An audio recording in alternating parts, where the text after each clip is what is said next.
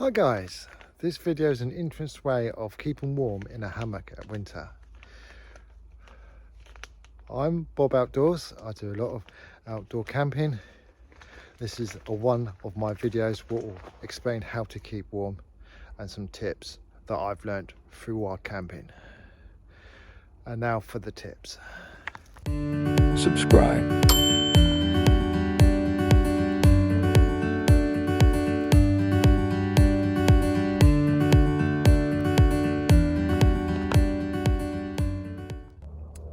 Tip number one, always place your tarp facing the wind. So when it's like that, or whatever shape you want, make sure this bit is like a sail of a ship. So you put that way facing the winds coming towards you. Do not put it so it's open to the elements, so the elements come in. So you have it in a way so the wind doesn't cool you or freeze you.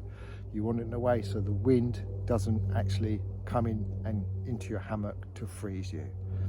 I shall show you in a minute the setup of my hammock and tarp. Right, this is the A-frame, as you probably noticed.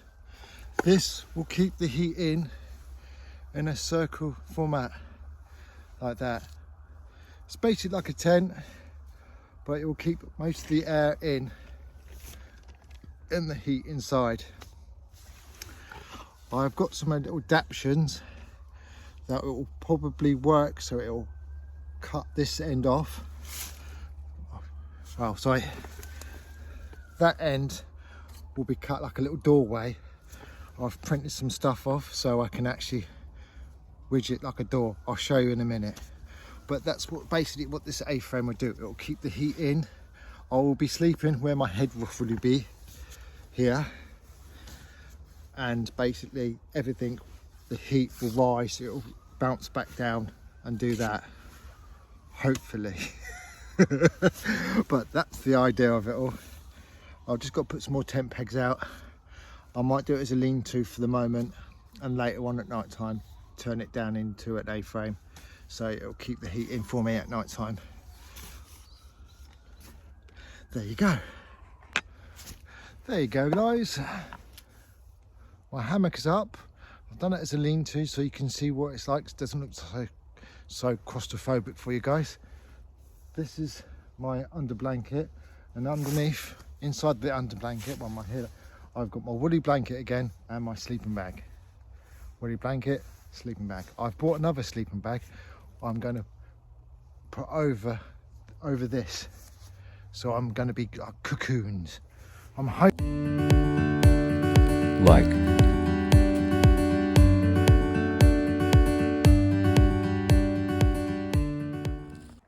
Tip number two, layers. Always make sure you have loads of layers on.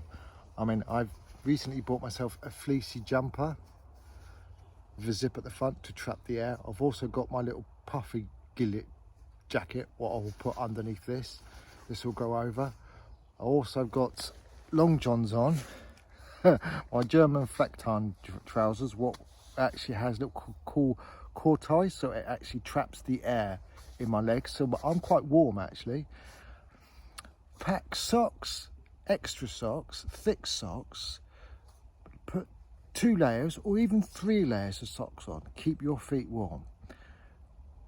Gloves. Pack gloves. Double insulate them. So like this. This is an insulated glove, but I've also put fingerless, but I've also put gloves inside it, so it keeps me a lot warmer. Get a nice little woolly hat. Will keep you warm. Don't care if you look like a wally, you're keeping warm. I've also got another shoe, whatever it's called, that will go over my head to keep me warm even more.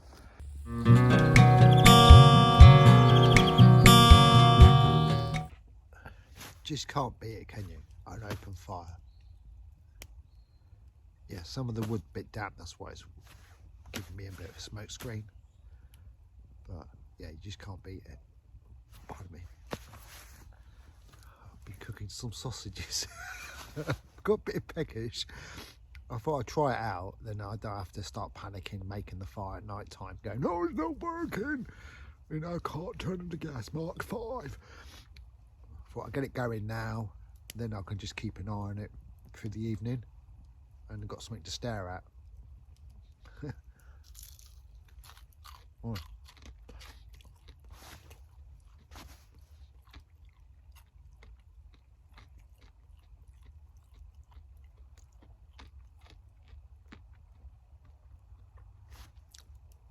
I start cooking these on my Tarange and then it goes off for a bit, so I just put it straight on the fire. So, woof. They're a bit crunchy, but at least they're cooked. First time I've cooked on open, well, not at a barbecue, but outside. I mean, so far I don't feel cold. I thought I'd be cold by now, but I'm not. That's perhaps because I'm only like 2 foot away from the fire. But no, I'm all blocked up because it was smoking earlier. It just felt like someone just put on the fog in here, and I was expecting to see some guy turn and go, "All right, mate, making a fog machine." But yeah, I'm using some old. There's a fallen tree down there. It's basically all rotten, so I just ripped the bits off and just threw it in there because I know it's fine, easy to use, it quickly burn, and if you use damp wood, it just makes so much wood, so much smoke. Well, if you use dry wood, and I know that was rotten anyway, so it was just easier to use that to go up, and it was really fine, so that would be quicker to go quickly, and then it was just going to go out. I used the fat from my frying pan, and I just poured it on there to make it go poof. There you go, instant lighting equipment. I'll be making another coffee in a minute. I don't know what, I'm actually quite chuffed with myself camping out here. I mean, it's November. I'm gonna get a better one than this. This was from oh my god, it's gone smoky again, isn't it? I think I put too much on. Anyone got any black powder?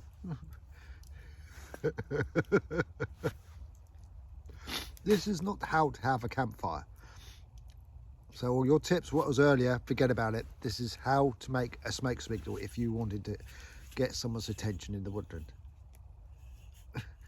Yeah, this is a bit smoggy, isn't it? Sorry guys. Well, that caramel coffee I had, was absolutely lovely. I mean, I'll show you what it is. Nescafe 3-in-1 cab. It's really, really nice. I thought it'd be like that, but it does right. I'm gonna have another one in a minute. So, see you guys in a bit. Well guys, I didn't expect it to be this warm. Blazing away there it is, look. Heat's coming over the tarp and around, so I'm like getting quite warm radiation actually. It's quite warm. I have to put some more on in a minute, but yeah, you know, it's telling me more heat would quite like to be required. Yeah, so I'm quite warm. I'm quite shocked actually how warm I am. I am actually got loads of layers on. I've still got to put the puffy jacket on yet. Might do that when I get into bed, but it's so warm in here. I can feel the heat from the fire from here, and I'm about 4 foot away. I've just got to put some more in a minute. Yeah, so I'm well chuffed with that. I didn't expect it to be that you know, hot, you know, warm. I expected it to be quite cold, so I've like prepared for any situation. It's good though, but on the other hand, it's like I carried too much stuff. But yeah, I've just got to add some more stuff to it, and I'll be back. Right guys, I'm just going to have this and go to bed. I'm going to watch the fire when I'm in bed. That's my little Christmas kind of thing, but it's not the Christmas kind of thing because that'll be later. So there are guys. I thought it would be a bit more colder, but I'm not, so I'm a bit shocked about that. So that hissing sounds the water in the wood. I picked up some damp wood, so there's some drying out wood. My fault there. That's why it's hissing away. It sounds like a little kettle burn in the background. It's quite nice. I'm going to fill up the fire and then probably go into bed. Watch the fire while I'm sleeping away. Right, see you guys in the morning.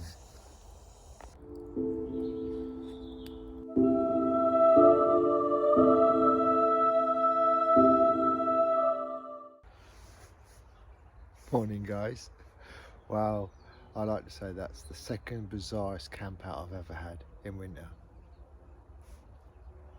Kept hearing angelic choirs all through the night. It was just weird, like choir, but like angels singing to me through the night. I think I was just, must have been that cold. I must have been hallucinating. But yeah, it was just so weird. And then I kept hearing someone walking around the tent, well, sorry, the tarp, and I was just like, but I know it was a small animal because it was just the way it was footing. But yeah, that angels thing, I just can't get it in my head. I mean, that's the second weirdest camp I've had. First one was in my other first video. That one was my weirdest one. Footsteps, logs being thrown on the floor next to my tarp. It was just every time I went underneath the tarp, it was going off. So that's stuck into my mind, and now this one is. So yeah, it's a bit cold. Went to -1, but I think it's -2 because it's really cold and I can't feel my big toes. So if I go home and you see a picture of my no toes, you know why. I'll be called Bob Outdoors No Toes, because I've lost my toes.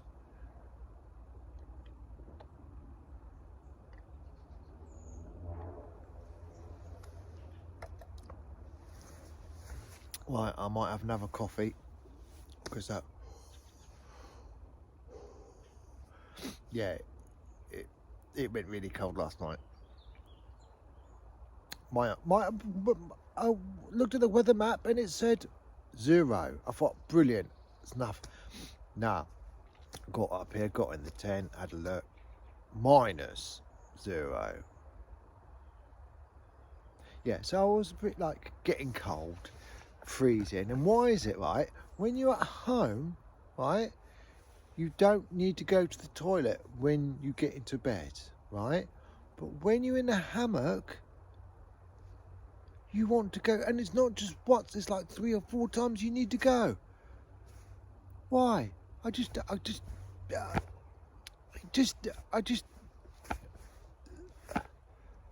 you don't do this at home, do you? When you get into bed, you don't get out of the bed afterwards and go to the toilet. No, you get into hammock, you get comfortable, you get nice warm, and you go to the toilet. You don't do that when you get home. Right, guys, you're just fathoming with me. But yeah, my secret weapon was a hot water bottle to keep warm. Don't lie on it like I did. Put it on top of you, not underneath you, because it will pop and squirt hot water everywhere.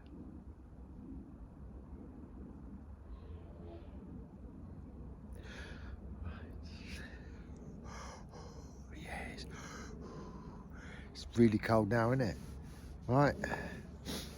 My next one will probably be a cook-off, because to get over this freezing cold thing, I've never known November this cold. I mean, both my big toes, I just can't feel them.